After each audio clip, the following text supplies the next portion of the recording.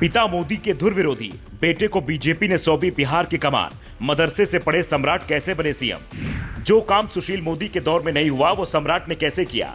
BJP के 5 दिग्गज नेता मलते रह गए हाथ। नीतीश ने खुद ताली बजाकर सौंपी कुर्सी। अब निशांत का क्या होगा? तेजस्वी ने क्यों कहा सम्राट को सिलेक्टेड सीएम? ये है बिहार के नए मुख्यमंत्री सम्राट चौधरी की तस्वीर, जो बिना पगड़ी बांधे सीएम पद की शपथ लेते हैं तो लोगों को इनका पुराना बयान याद आ जाता है, जब इन्होंने कहा था नीतीश कुमार को सीएम पद से हटाने पर ही पगड़ी खोलूंगा। हालांकि नीतीश जब आरजेडी छोड़कर एनडीए में आए थे तभी सम्राट ने अयोध्या में स्नान कर पगड़ी उतार दी थी, लेकिन आज लगता है प्रण पूरी तरह से पूरा हुआ है, क्योंकि बीजेपी लंबे वक्त से बिहार में अपना सीएम बनाना चाहती थी। पर यहां पेच ये फंसा कि तेजस्वी यादव इन्हें सिलेक्टेड सीएम बता रहे हैं, क्योंकि सम्राट चौधरी पहले आरजेडी में हुआ करते थे और नित्यानंद राय ने इन्हें बीजेपी ज्वाइन करवाया था। मुंगेर के रहने वाले सम्राट चौधरी के बारे में कहा जाता है कि इन्होंने शुरुआती पढ़ाई मदरसे से पूरी की थी, क्योंकि वहां सरकारी स्कूल बहुत दूर था। ये बीजेपी के हार्ड हिंदुत्व वाली लाइन पर नहीं बल्कि लालू यादव के सियासी समीकरण पर चलने वाले नेता थे। आज भी सम्राट चौधरी के पिता शकुनी चौधरी मोदी के धुर विरोधी माने जाते हैं, जिनका एक बयान अब सोशल मीडिया पर तेजी से वायरल हो रहा है।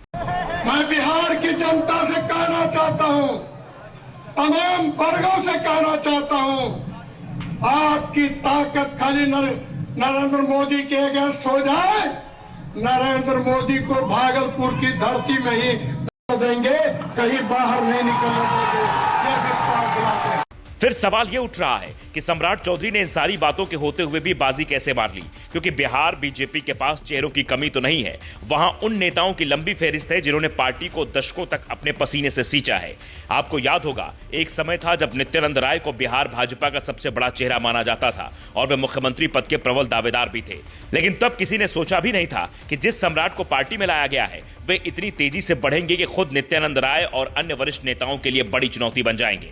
राजीव प्रताप रूढ़ी का प्रशासनिक अनुभव, मंगल पांडे की सांगठनिक पकड़, प्रेम कुमार की वरिष्ठता और विजय सिन्हा का विधानसभा का अनुभव, ये सब सम्राट चौधरी के उदय के सामने फीके पड़ते नजर आए। यहां तक कि पूर्व मुख्यमंत्री रेणु देवी इस रेस में पीछे छूट गई। तो सवाल उठता है, बीजेपी ने सम्राट चौधरी में क्या देखा जो नित्यानंद राय, मंगल पांडे, विजय सिन्हा, राजीव प्रताप रूढ़ी, प्रेम कुमार और रेणु देवी जैसे नेताओं में नहीं दिखा? जानकार कहते हैं, सम्राट चौधरी ने अपने राजनीतिक कौशल और पार्टी के कास्ट कार्ड के सटीक समीकरण से न केवल विपक्षी दलों को बल्कि अपनी ही पार्टी के दिग्गज नेताओं को मात दे दिया। उनके आक्रामक अंदाज के आगे सब फीके पड़ गए। इन्होंने हाईकमान के हर आदेश को फॉलो किया। जब नीतीश ने गठबंधन तोड़ा तो सम्राट ने उन्हें भी खूब कोसा, और जब नीतीश वापस आए तो आरजेडी पर सम्राट खूब हमलावर रहे। यही वजह रही कि जब इनके नाम का ऐलान हुआ तो नीतीश कुमार ने खुद इन्हें ताली बजाकर कुर्सी सौंपी, क्योंकि नीतीश कुमार ने जिस लौकुश समीकरण यानी कुर्मी कोयरी जाति के सहारे बिहार में राज किया, उसे आगे बढ़ाने की जिम्मेदारी सम्राट के पास है, क्योंकि नीतीश कुर्मी जात से थे जबकि सम्राट कुशवाहा जात से आते हैं।